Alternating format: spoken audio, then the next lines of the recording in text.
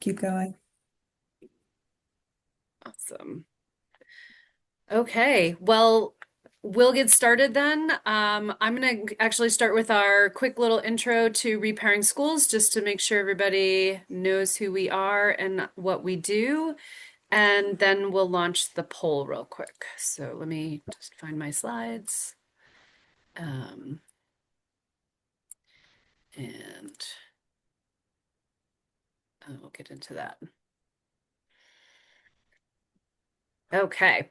Well, thank you guys all for being here. My name's Remy. I'm the Executive Director of Repairing Schools. Many of you know me. I just wanted to start by thanking everybody for being here and just giving you a quick overview. If you're not familiar with Repairing Schools, our mission is to strengthen the clean energy industry by growing a skilled and prepared workforce. And we do that through a series of innovative educational programs to help students gain experience while they're in college.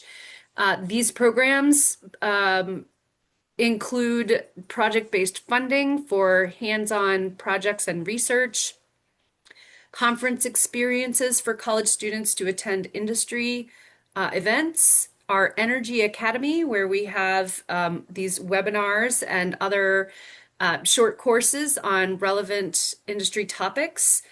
We will be launching our Repairing Careers, a career assistance program later this year, so keep an eye out for that.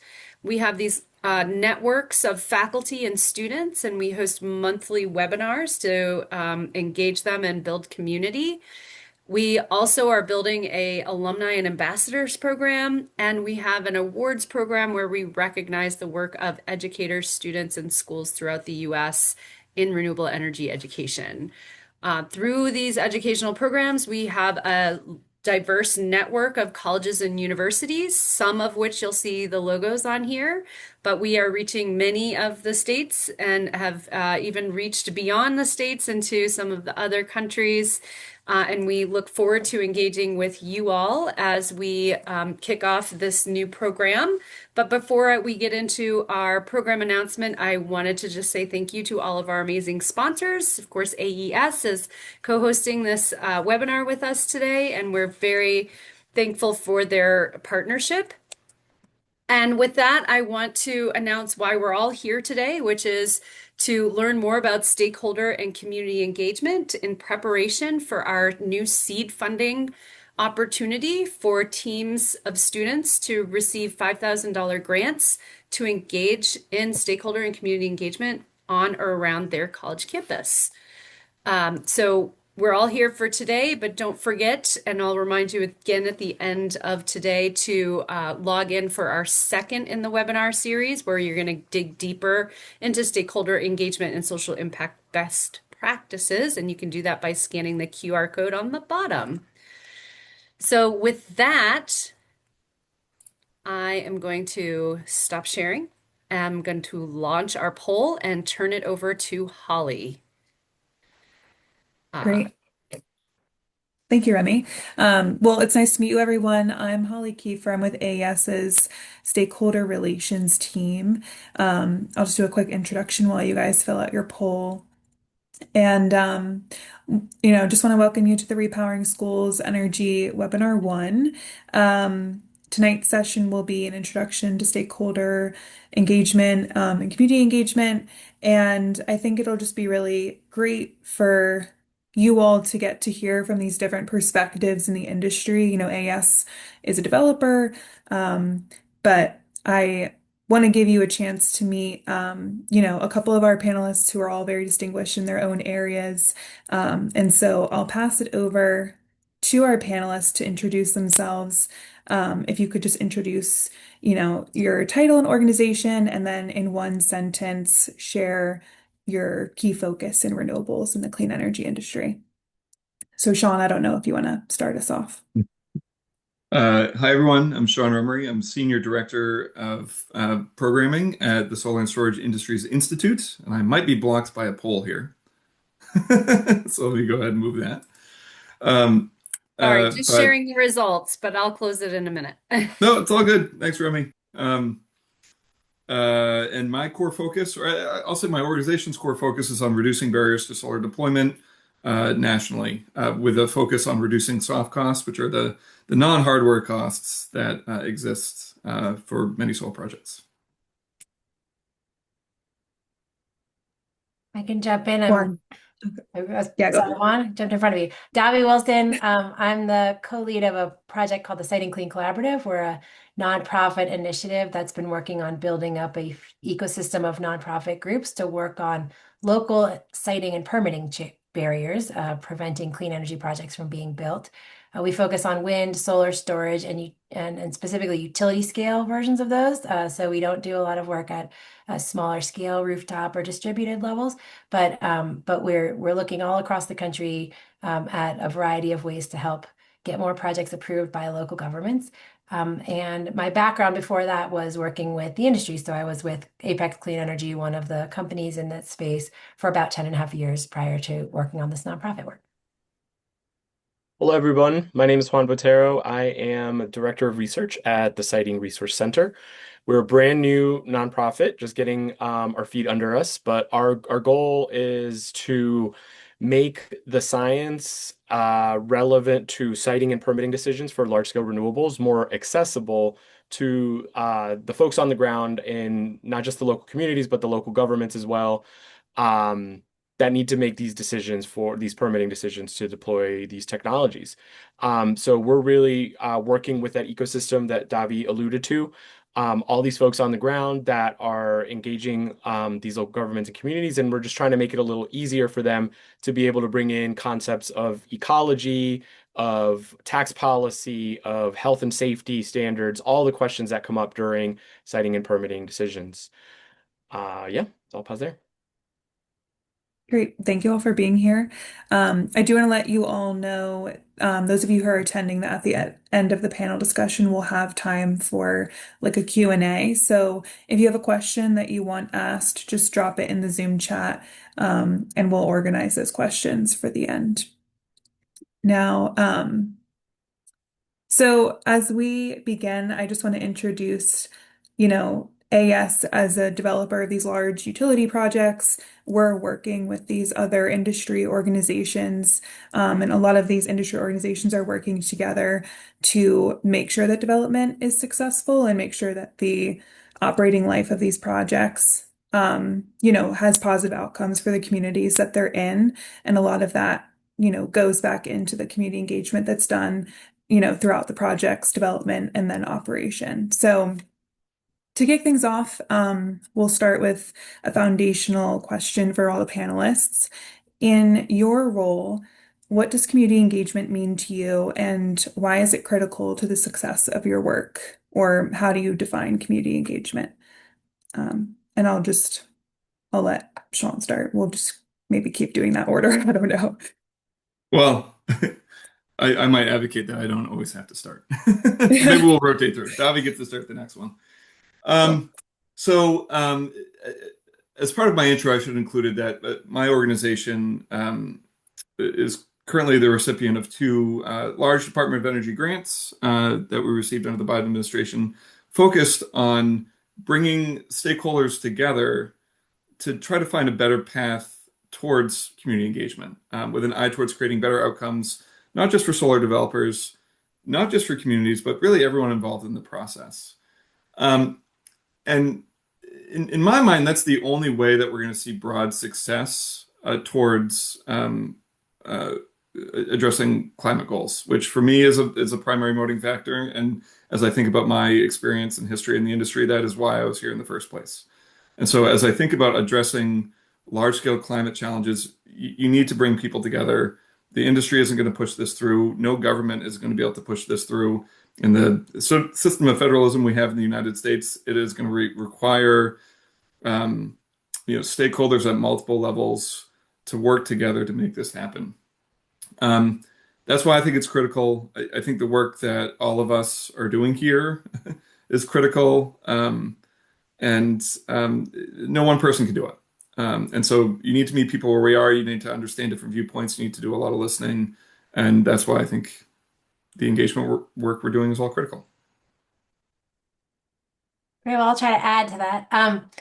I agree with what Sean said. And I would also say, I think maybe this is helpful background for those who are newer to this topic. So, in most of the United States, it's very local governments. It's like your county or township level government who gets to decide whether one of these projects moves forward or not. And the processes that they use to make those decisions are local land use processes. So, if you've ever gone to a city council meeting or a county commission meeting in your area, you've seen your elected officials try to make decisions like the ones they have to make about these projects. But in more and more and more cases, these conversations are getting extremely controversial. And so when you go to a meeting to decide whether a project should move forward or not, it is not unusual to see a lot of people there wearing colored t-shirts for or against, and there can be a lot of contention around these decisions. And I think that's what Sean was getting at when he said it's so critical to make sure that the community uh, understands, feels comfortable, and ideally supports the project in order to make sure that when it comes time for that elected official, generally, to make the decision about whether that project can go or not, they're hearing support from the local community, and they have a sense that a lot of the big questions the community may have been answered.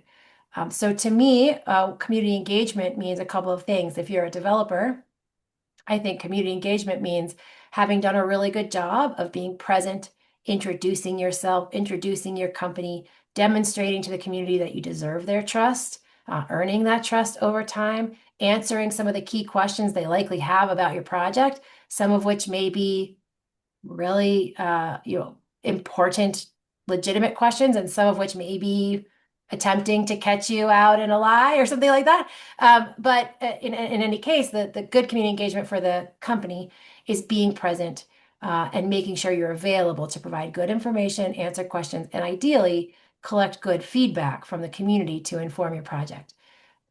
For nonprofit groups, and there are an increasing number of these groups now engaging, or for academic groups, maybe universities, other types of groups that may engage in these conversations, community engagement may look like something a little bit different to them. It may look like trying to make sure that people who are feeling supportive about the idea of this project do feel confident enough to come and show up and participate and have their voices heard.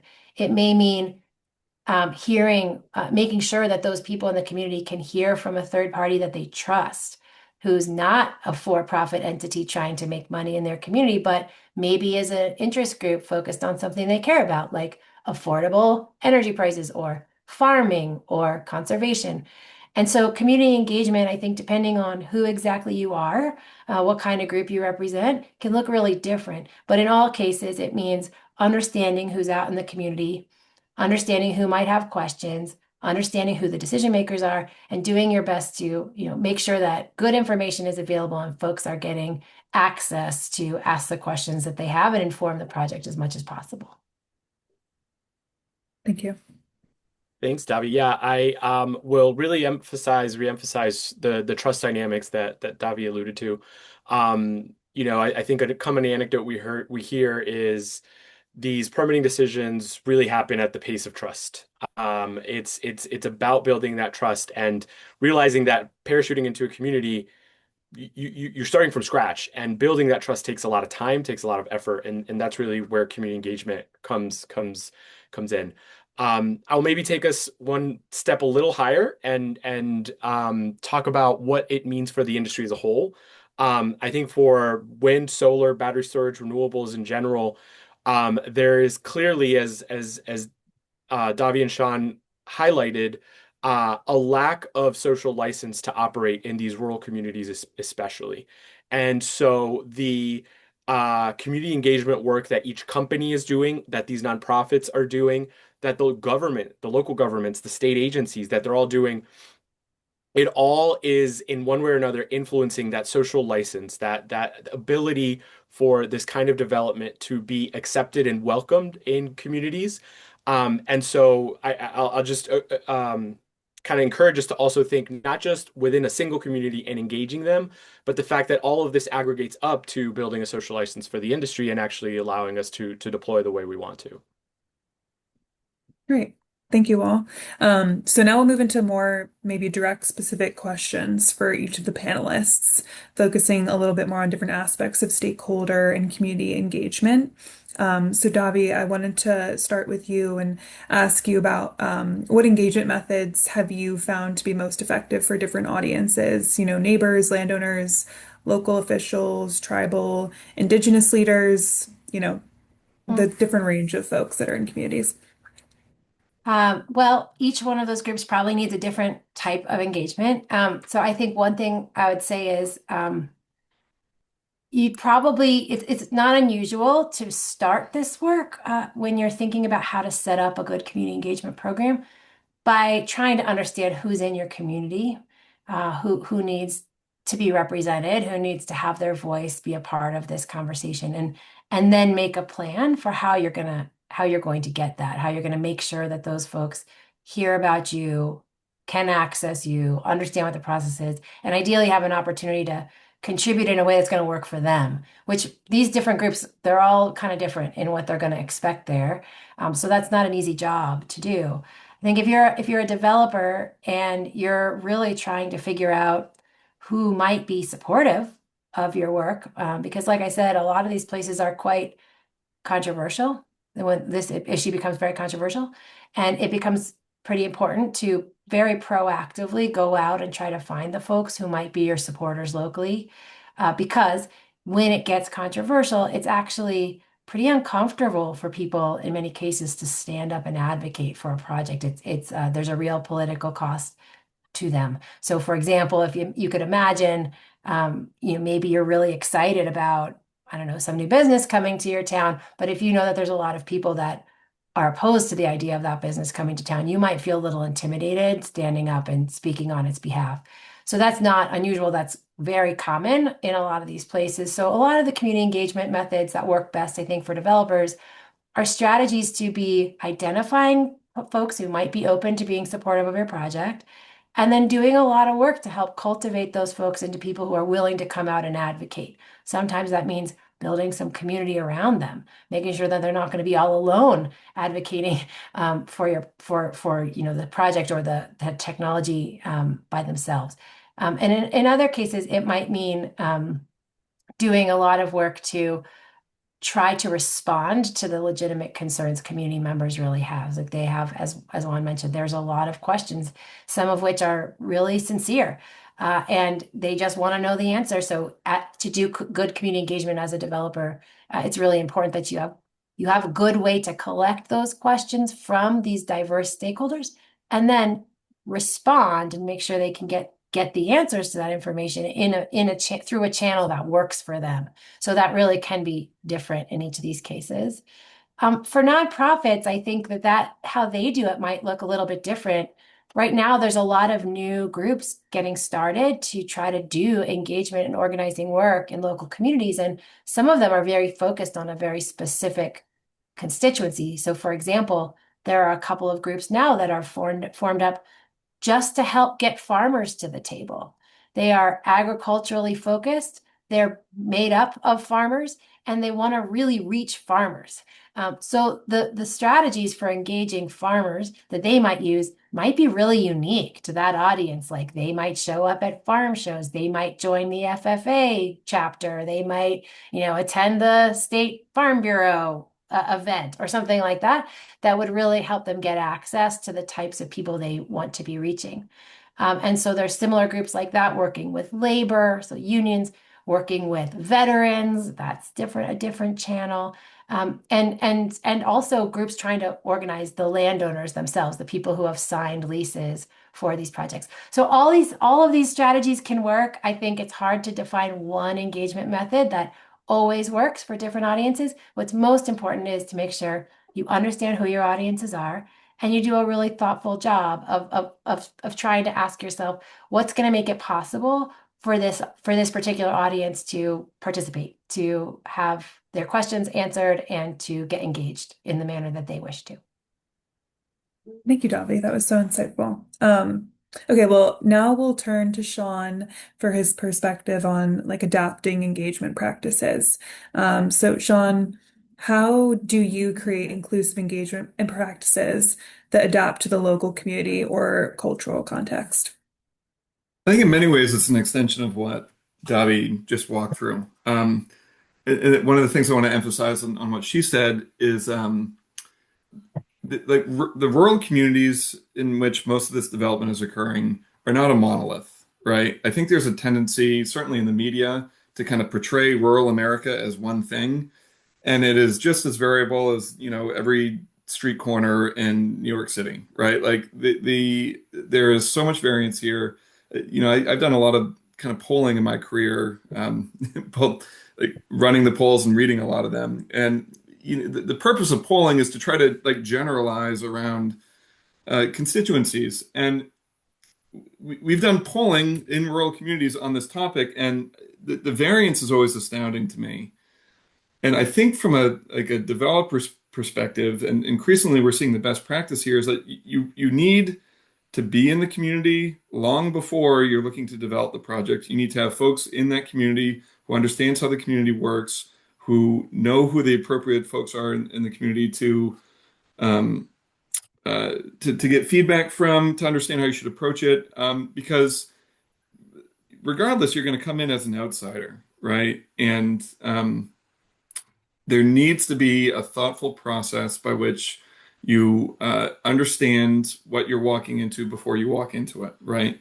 And in doing so, I think smart developers are casting a wide net and trying to get not just a single stakeholder that they think is representative of the community, but to talk to various folks within the community that might have a sense of the pulse of what's going on there. And a lot of the research that we're doing is kind of working to identify who are some of those key stakeholders in communities and what constituencies do they represent that can help you, understand that pulse both more quickly and then, more effectively. I don't want to say leverage those voices because it makes it sound like you're taking advantage of them, but collaborate with those voices to show those communities the value that you're proposing to bring. And I think it goes both ways, and to also understand the values that the community has that you need to incorporate into your project design as available. So I think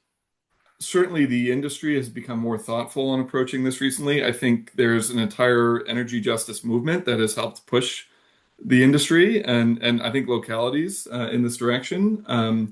And I think we're getting better. I don't think it's perfect. I think one of the goals of our work that we're doing both on the research side and on the engagement side is to bring more people into one room that may not approach this issue in the same way so that they can understand each other and at least hear each other and then try to be sit in their shoes for a little bit. So I know that's a soft answer, but it has huge implications for project success. Just sitting down, listening, understanding these communities, being there early, being there often, and continuing to be there even after the project is complete. Totally agree. Thank you, Sean. And speaking of being there early, I'd like to switch to Juan and ask you about the timing of engagement efforts. So, at what stage should engagement begin, and what's the risk of waiting until you have like all of the answers and all of your project Yeah, well, I concrete? mean, I think we've already touched on this a little bit. Um, the sooner you start engaging with a community, the higher your chances are to truly understand the factors that matter to them and be able to address those factors, those concerns. So it's again maybe a soft answer, maybe the easy way out, but that's definitely the truth.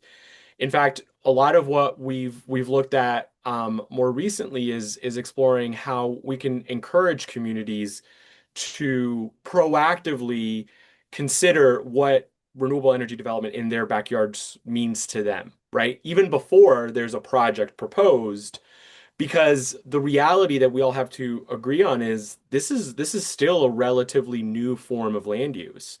Whether, wind projects were getting built in the 90s, solar boom really only happened in the last 10 years, and now batteries, there's so much development.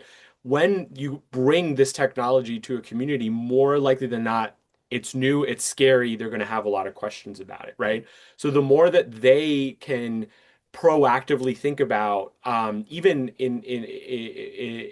when there's not a project proposed in their community yet, um, it's just likely to get people much more comfortable. I think the other part of your question around having all the answers, I think that's just it's not realistic. It's not realistic at all. Um, there are many questions that we don't have great answers to right now in general because the science hasn't quite caught up to yet, right? 5, 6 years ago, we didn't have the best practices that we have now on dealing with battery fires, for example, right? There are so many of these things that are actively being developed as we go. So it's much more about being a good listener, as we heard already, being there early and understanding, being having the ability to accept that each community is different and what's going to matter to them is different. And like Sean said, if you aren't the one who's able to build the trust, being able to work with those who have already built the trust. Would it be okay if I jump in on that one too? Yeah. I just want to add two maybe conflicting things too. To add to Juan's point about having all the answers and why you might not want to wait till you have all the answers. I would also say communities don't want you to show up after you have all the answers. They want to be able to influence the project. So if you do design your whole project, know exactly where you're going to put everything and why and exactly what it's going to look like, and then you go to the community and say, here's what we're doing, it actually kind of pisses them off. Like I think the people we see over and over again, Sean, maybe you've seen this in some of your research too. Like people want to have the ability to have feedback, give feedback on a project and have that be taken. And if you wait too long, you can't do that. So that's another point for why to go in a little early. On the opposite side, however, I would just note that we don't live in a country where energy projects are being centrally designed by governments that are placed in the most efficient positions and, covered by huge taxpayer dollars, can spend as much money as they want over any number of years. That's not how it works here. How it works here is we have a private industry that is a profit driven industry, that's how the business works. And it's not always feasible for a developer to be in a community years before it's going to start developing a project. As nice as that would be, that's not possible usually, if they even know they're going to be there in the future, which they might not. So I do think it's important to recognize that all of this stakeholder engagement we're talking about here does have to happen in the context of a real industry that has real ways of operating, that has real financial considerations it has to take into account to remain a viable business. And I think in reality, that has a big impact on when developers think they can get into a community. Because I would say, as a community engagement professional, once you're out there, you better not leave. You better stay. So you better have a budget big enough to let you stay because you can't abandon ship and retain the support or the trust that you've built. So it really is kind of a pretty important decision for each developer to figure out when they should go public. They need to know that they can stay and they can afford to stay, and they need to have the budget that allows that. So that's a little bit of that's just like a little bit of a competing factor, I guess, with all of the best practices that Juan and Sean have been talking about, which these are consistently identified as best practices early and often. It's just in real life, it can be a little tricky to figure out how you actually pull that off as a developer. Holly, I know we have to move on, but if I could just comment on that really quick, because I think that's Go spot ahead. on. And I think we've all said the developer should do this and the developer should do that. And they are certainly a key, perhaps the most key player in this process. But as I think Davi and Juan have both mentioned, there are many other groups here coming in doing work, and that work is meaningful and can help lead to success later on. I mean, we're currently doing some research and we don't have findings yet, but to examine whether or not just kind of general research, not general research, general messaging around the benefits of solar in a community can help open that, kind of counteract some of the more negative messaging that's happening in those communities and perhaps make those communities more open to solar development, or at least have a better baseline understanding of what this could mean for the community should that development eventually occur. And so I don't think we can put the onus on developers to do all the work here, and that they need to staff up and have community engagement teams that number 100 people, and they're going to live and sleep and breathe in these communities for the rest of their lives. Like I think all of us have a responsibility here, and as we get to kind of the portion of this agenda where we're talking about other opportunities for students, I mean, all three of us, I think, live and not live, but work for organizations who aren't developers who are doing that sort of work. And there are many other opportunities in the space beyond just the developers doing that work that can still lead to beneficial outcomes. Totally. Well, thank you all for giving your insights there. I actually think all of that was super meaningful and helpful for this perspective. I want to bring it back to you, Davi, just briefly. I know we already talked about this building coalitions a little bit, but specifically with like unusual allies, like conservation groups, which are typically opposed to development, or farm bureaus, how do you approach them and how do you build that like unusual ally? Yeah, it's a great question, and I'm actually going to use it to respond to Sean too. So, see if I can pull this off.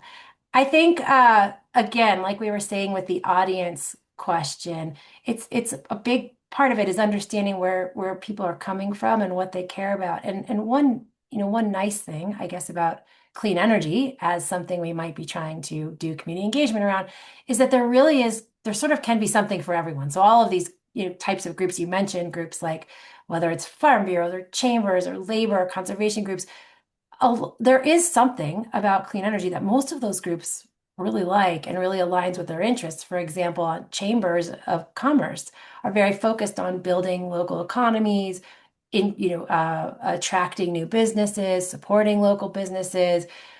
Clean energy projects can have a huge impact on enabling the economy in a local, especially rural community to flourish because they generate a ton of tax revenues that support local services. They can support local schools, which can help attract folks. During construction phases of projects, a ton of money is spent locally, which can really help local businesses. All of these things are attractive to a chamber of commerce. Similarly, you think about unions. Unions are very focused on ensuring that laborers and various different types of workers in a community have good paying jobs and have access to jobs, and maybe there are more jobs available for them. These projects, not in all cases, but in many cases, do use union labor and are able to create a lot of great jobs for union members. So this is something that the unions care a lot about. And as you hook into these interests that different groups have, you create some reasons why they might want to come to the table too and get engaged in this project, whether it's to inform the project in some way or to support the project. Hopefully, you've hooked into something that they care about. Conservation groups care. Conservation groups are super interesting because here, I think in the US, we're at this moment where there's some tension within conservation groups between conservation interests and climate interests.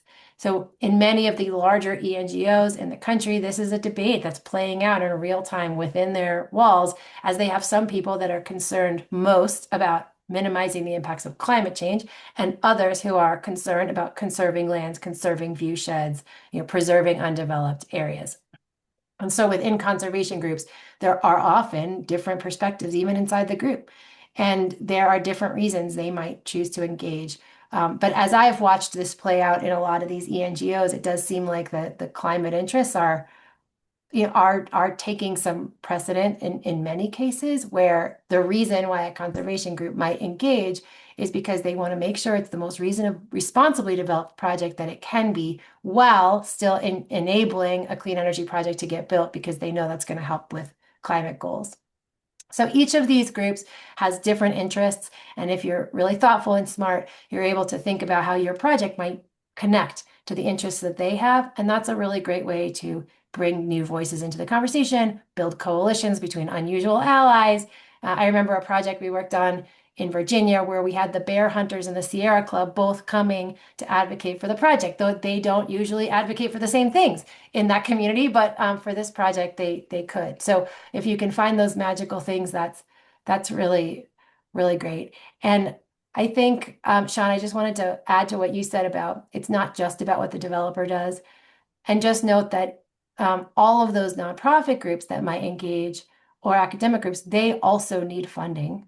And there is also a finite amount of funding available for them. So these questions about when you engage and how you show up in a community, they're relevant for the companies and for the nonprofits, because philanthropies that support all these nonprofits are also trying to figure out how do they most effectively spend their money. And it may not be possible for them to cover the cost of having people engage extremely early before they know a project's going to happen. It's a challenge. I think a lot of folks are thinking about this, and hopefully there are ways we can be generating more financial support for the work that will happen earlier. But the farther away you get from actually deciding on a project, the harder it is to make the case you had an impact. So it's a challenge. It's an interesting challenge that's related there too. Thank you, Davi. Um, well, I know, we've kind of touched on this as well, but I think it's important just for the students in the room at least to go over, the groups that we usually can't convince to be on board and why they appear. And Sean, would you kind of go into some of the most common reasons that we see opposition and, why they show up in communities? I will start, but I am sure my colleagues have some thoughts on this as well. And so I know we all have our own questions, but I'm sure my list will not be exhaustive, and I might make just a couple general points. First, I want to just make this very general point that we need to like internalize, right? Like we need to take community opposition seriously. And by that I mean we can't just dismiss it as like, oh, they've been subject to um, messaging that has like false messaging, like fake news, right? Like um, there is some of that, and that does create problems. I don't want to dismiss that, but if we need to look at the complaints that we're seeing from communities as real, as like seated in reality, and it's seated in their experience that they bring to the table, right? So that's the first thing, kind of misconception, that this isn't just a bunch of red hat wearing folks who just oppose this on principle and for reasons that we can't understand. There could be real reasons here that we need to understand. The second thing, broad thing I want to mention, and this is embedded in our research that we're doing, is there's a lot of like reflexive, oh, this is just NIMBYism, right? Just folks don't want to see it here. And there is some of that, and that does show up in the research, but it is oftentimes not the primary factor, right? It is perhaps related, but there's normally a reason beyond just I don't want to see development here that folks will oppose this, right? So those reasons are varied and can include many things, right? It can come from property, impacts on your property value for adjacent landowners and other landowners. And there's some evidence to support that there are some impacts, but it's frequently not as large as some folks would say, but that can be a concern. Loss of farmland is a concern that frequently comes up, I think is warranted. Many of these projects will be developed on farmland, either active farmland or previously used farmland, just because farmers are also farming the sun. It is well suited for solar. It's flat land that's generally cleared. And so there'll be concerns from a land use standpoint on kind of losing farmland, what that might mean for the local economy, what that might mean for kind of food scarcity more broadly. It's not just farmland, but there's other land use questions that come up. So folks might see the land in question as having intrinsic value beyond its actual use, right? They might like it as a landscape. They might like it as a view shed. They might recreate on that. They might hunt or fish on that property or adjacent to that property. They may just have nostalgia connected to driving by that area for the last 40 years and wanting to see it unchanged. So I think there's real value there that any of us who live anywhere can associate with our own community and feelings that we have towards that. I could enumerate about 4 dozen others.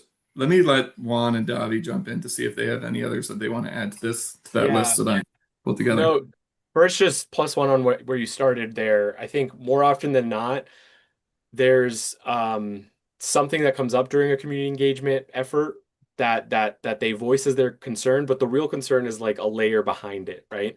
And really understanding that is how you can actually get to some of the solutions. So I think view shed, which you alluded to already, is one of those big ones. People don't want to see it, or maybe you perceive it as NIMBYism, but really behind it is there's a sense of place. There's a sense of like this is their home and it's changing. And understanding that there's an emotional layer to that. It's not just, oh, you won't see it from these parts of the town and you only see it and we're going to put trees up. No, there's like an emotional, reaction happening here, and understanding it, perceiving it, and then really figuring out how to address it is really challenging. But no, some of the most common things that are coming up right now, I mentioned battery fires. There's a lot of battery deployment right now, and um, there are some misconceptions, misunderstanding of how often they, light on fire, how dangerous they really are, and how good of measures we have to deal with that. But that's certainly leading to a lot of project cancellations because solar and batteries are almost going hand in hand at this point. We hear a lot of environmental concerns. We hear about wildlife impacts. Uh, you know, um, Bats and eagles in particular with wind come up a lot. With solar, habitat fragmentation, these have to be fenced in facilities, and the movement of large mammals that hunters really care about is always a question, a concern. There's a lot of questions around stormwater management at solar facilities, but also at wind facilities. The runoff from building these large facilities is a real challenge, and one that, again, best practices have come a long way in the last 10 years and they're being adopted more and more, but there are also these, bad cases. Things have happened, it makes the news, and then that kind of spreads, and then people are really concerned about the kind of impacts that they'll have. But the real concerns. Um, there are certainly some misinformation fueled concerns. I think last year one of the biggest ones was around like metal leaching from solar panels. We hear so many of these be repeated in the media that makes it quite challenging, especially because a lot of the area that I focus on is really in the science of all of these impacts, understanding and improving and advancing the science that we have on ecosystem services, on wildlife impacts, and mitigating those impacts on health and safety, even on the policy side. But it's really, really difficult to disprove a lot of things that come up in that space. And that's something that I would just highlight for folks in this audience, right? That's where we need academics really getting into the weeds and doing some of this research, finding funding to do some of the science on the ground, and even just replicate some of the science that's already been undertaken in different areas, so that we have more of that science to be able to address the concerns when they come up. That's really great, Juan. That actually is a perfect transition into the next topic that I was hoping to address, which is our student focus and how universities can play a role in this industry. Um, so, Juan, I'll actually just go start with you, but what role can universities and students play, and how have you successfully collaborated with universities as part of your engagement? Yeah, well, universities and other academic research institutions play a massive role here. In my previous role at the Department of Energy, my primary focus was on getting funding out to universities and to national labs and to advance the research on all these topics that I just listed off. Um, Unfortunately, as I'm sure you all are all too aware, there's not a lot of federal funding available right now, which certainly makes this a lot harder. But we are all getting creative in how we do how we get around that, right? Um, there's the research side of it, but which again you can tackle so many of these topics, and there are plenty of research questions that I'd love to get into the weeds of on any of these topics, whether it's in ecology or it's in agriculture and the new topic of agrivoltaics and the promises and value proposition that it represents, or it's in the economic modeling of how these projects influence and impact communities, right? We didn't talk about that, but that's one of the biggest concerns, is what are the economic impacts from this project and how can I benefit, right? Where does the energy go? That's another question that comes up all the time, but it has many layers to it behind it that we could use some more research and some innovation around business models, around utility models, and around um, um, better practices. But the other side of it that I'm sure a lot of you in universities are familiar with is the extension and the outreach and the education that universities play. I'll just make a major plug here for the role that cooperative extension from land grant universities have to play in this space. They are a trusted messenger. They are already providing these same communities with education services on agriculture primarily, but on energy generally, on even health and safety. These cooperative extension units are so critical, and they are getting these questions about, the ecology, the economics, the health and safety. And so if you're looking to dive into the space, I would strongly recommend, hey, reach out to your extension. Even if it's not at your university, find the one in your state, the land grant with extension, and see if you can't find someone that's already engaging with communities on these topics and see how you can help them out and whether, there's a way to do more science and research on that front. Another big plug for the national labs, certainly at the Department of Energy. They are doing some amazing work. They are continuing to. And there's a lot of really great science coming out of that field. But finally, just for students, just I would encourage to really be creative and inquisitive about whichever one of these fields. The reason I love working in this siting and permitting space is because I get to think as an ecologist one day and then have to go read an economics paper the next day and then be in the weeds of some policy. You literally get to wear all of those hats in this space, and that's fun. I enjoy that. I really enjoy that, and hopefully that's really intriguing to a lot of folks. Thank you, Juan. I do want to open up that question to Davi and Sean. If you guys feel like answering that, I'm sure you would have good insight. Sure. I would just add to, so Juan talked a lot about sort of the role of academia and the opportunity for research. There's also obviously a huge role for practitioners, and students can fill those roles too, of course, as you're thinking about what you might want to study if you're a student looking at this. In order to be prepared, well, in order to work in clean energy, you could do almost anything. I mean, you could be an engineer, you could be a construction worker, you could be an electrical engineer, you could be a lawyer, you could be a real estate professional, you could be a project manager, any of these things, a graphic designer, any of these things have roles in the clean energy industry. So if you are interested in working in that space, really, I tell folks to think about what you want to do every day and then explore how that can be done in the context of clean energy. Probably there's a way. But if you want to go into community engagement specifically, I think there are a few types of skills that are really valuable. I think folks who work, certainly there's a role for people who do a lot of marketing and communications. So folks who think about how you communicate complicated messages effectively, you might look into social psychology. How do people make decisions? How do they decide what to believe? And how can that inform how we communicate and do outreach in these kinds of contexts? You could look at campaigning. When we worked with a ton of political campaign folks who understood how to organize, how to design a campaign to deliver a specific outcome. You could, like I said, you could be in visual arts, you could be a filmmaker. Any of these things are very relevant to the community engagement work that is done by both companies and by nonprofits.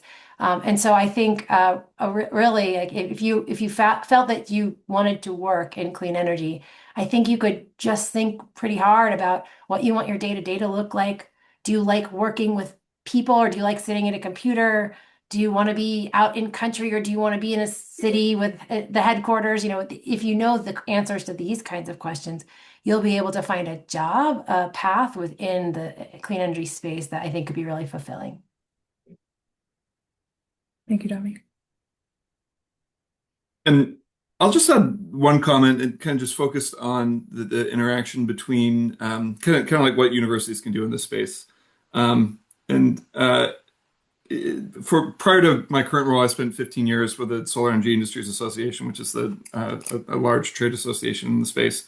And we didn't spend a lot of time engaging with academia, largely because we felt like they were not answering questions that were pertinent to our members, who was industry, or that the questions were dated, or the questions that they were trying to answer were dated or not maybe immediately relevant. And some of that is just this is how social science, especially, is done, and research is done. It takes some time, and sometimes by the time you figure out the answer, the industry has moved on, and with the pace of policy, that can happen. But in my current role, I've realized that the issue wasn't so much, you know, one side wasn't listening to the other. It's they weren't well connected and they didn't understand the challenges that each side faces. And so I would encourage folks who are pursuing projects in this space, um, and I would offer any of us up as a asset here to try to get a sense from the players in the space. I'm kind of pointing at industry, like what are the questions that they're dealing with? What are the things that they're grappling with? What are the challenges that they're facing here and now? And how might your work best address that, right? I think there's plenty of really interesting research questions that I would be happy to nerd out on that may not be at all relevant for getting things done, particularly in the community engagement space. On the flip side, there may be some like really straightforward things to that we could approach on the research side that on the industry side might be you know difficult for them to do for multiple reasons, just because they don't have PhD social scientists on staff. That is like bread and butter work for someone working in the space on the academic side. So anyway, I just want to make that observation. I think there has been a disconnect there. I think all three of us on this panel are kind of working to bridge that divide. And if I could get and any stakeholders in this group to work on something, it would be continuing to work in that direction to make sure that academia and industry are kind of working in lockstep on this and trying to address questions that can move the ball forward. Well, thank you all. Well, before we move into Q&A and give the audience time to ask questions, I just wanted to wrap up with in 30 seconds or less, what's one thing you wish you had understood about community engagement before you started working in renewable energy?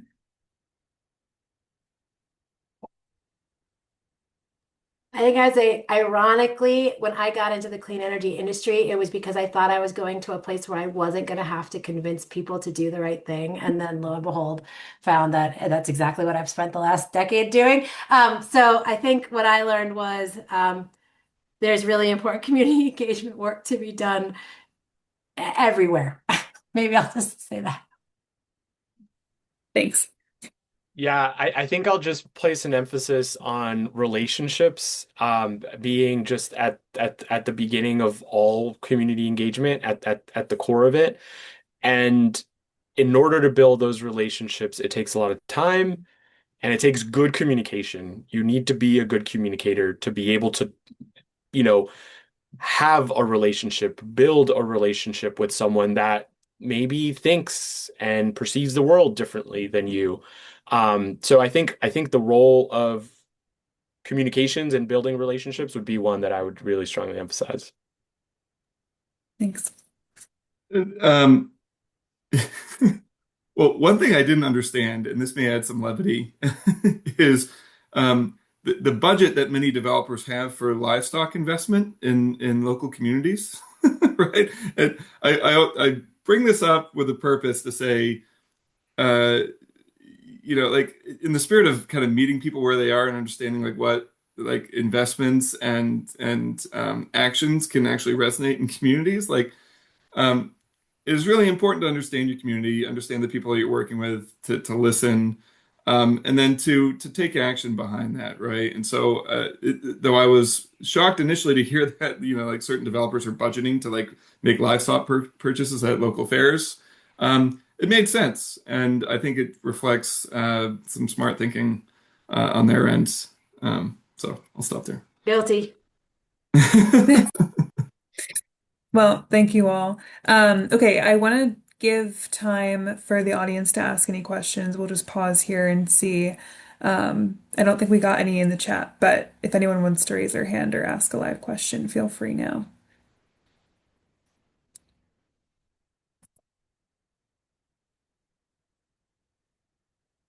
Cool. Okay, well, in that case, I want to say, a thank you to our panelists for participating in this, and I'll let Remy close us out with some information about the rest of the program. Of course. And I just put in the chat the link to register for the next webinar. So just a reminder that this is a two-part webinar series. Today was our introduction to stakeholder engagement and community relations, but on April 15th, we will have like a deep dive into the best practices. So that is a great opportunity to hear a little bit more about some of the key strategies, and that will help in developing proposals for your seed funding applications, because we'll be looking for student teams at universities to come up with projects to engage stakeholders and educate their community. So please come back on April 15th. Like I said, the link is in the chat for you to register for that today. And I thank you all for being here. For those who were not able to be here, we will put this recording on YouTube, and I will make sure to send that out to everybody who was registered for the call. And I think we'll also make the link available on the seed funding website for people who want to review it before they fill out their seed funding application. And I think that's everything. So thank you again to our panelists, and thank you, Holly, for moderating. You guys did a fantastic job. It was super educational, and I learned a ton. Thank you Thank all. you. Bye. Bye.